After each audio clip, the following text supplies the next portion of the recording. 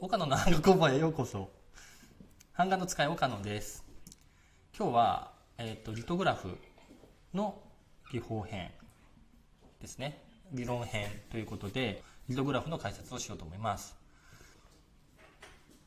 リトグラフっていうのは、オフセット印刷の元になった技術で、版画の中では、平版画の印刷技術で、平版画っていう版形式ですね。で、発明されたのは19世紀末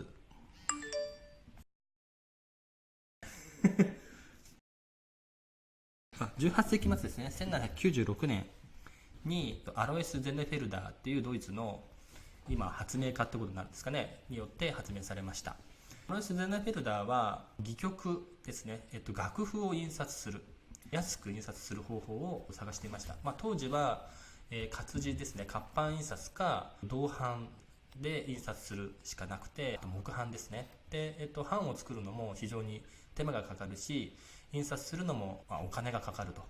で、安く簡単に印刷する印刷技術はないかってことを画策してました。その地方で取れる赤飯石、石ですね、建材としても使えるテーブルとかね、そういう家具としても使えるような身近な素材として、そういう造蓮方片っていうんですけど、そのドイツで取れる石を、石灰石を使って、何か印刷することができないかと考えていました。石を削ったり掘ったりとか、そういう実験もしたようなんですが、ある時、油性のペンでその赤飯石、石の上に、なんか洗濯物のメモかなんかを、さささっとその石の上に走り書きしたそうです。それで時間が経った後に、その上に酸を試しというか、偶然っていうふうに聞いてますが、偶然塗ったところ、石がその油性で描いたところ以外の石の部分が溶けて、そこの部分のところだけが水を引きつける水性になってるっていうことを偶然見つけました。それで水をその上に引きながら油性のローラーを転がすことによって、水のところにも油性のインクがつかなくて、メモを書いた油性のところだけにインクがつくっていうことを発見し、リトグラフの原理が発明されたっていうことですね。ゼネフェルダーはそこからアラビアゴムを使うとか、へこまなくても平らでも印刷できるとかっていうことを、それから数年のうちに技術をまとめ上げて、5年後ぐらいにも技法書が出てるんですかね、っていうことで、それを偶然発見した技術を印刷技術まで高めて普及させていったっていうのが始まりです。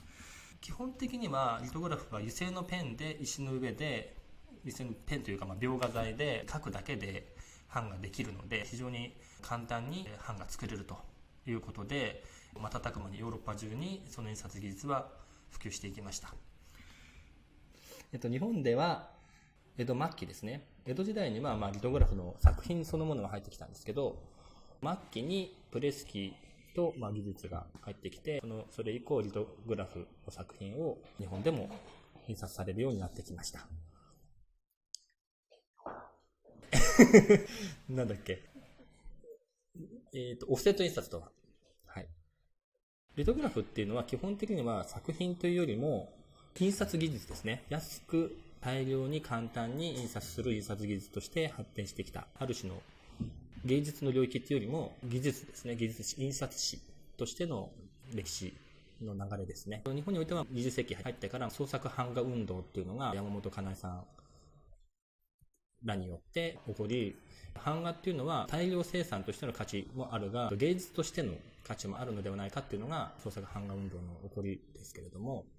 リトグラフもその中で基本的には銅版と木版が主な版種でしたけれども、創作版画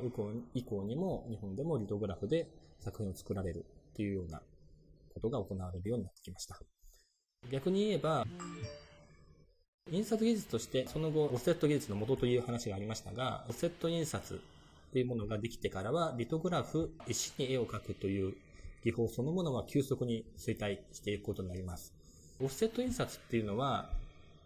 大きなゴムのローラーみたいなものに金属板で描いた元の版をまず一回ゴムの方に移し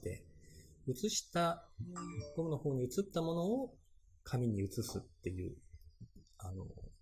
印刷方法ですね。原理としてはリトグラフと全く同じなんですけれども、版から一回ゴムに移す。ゴムっていうのはすごく吸収性がいい印刷しやすいゴムを使うんですけれども、ゴムに使って紙の方に移していきます。一回移して移すので、まず左右反転しないということですね。あと、リトグラフの場合、版に直接紙を当てると、版が壊れやすくなるんですが、版に当たるのはゴムだけなので、しかもその圧力も、版には適度な圧力でゴムに押し付けるし、紙もデコボコがあったりすると強く押し付けなければ、圧をかけないと、綺麗に擦れないんですけども、ゴムの方から紙に移すときに強い圧力をかければいいので、版の持ちが非常にいいわけですね。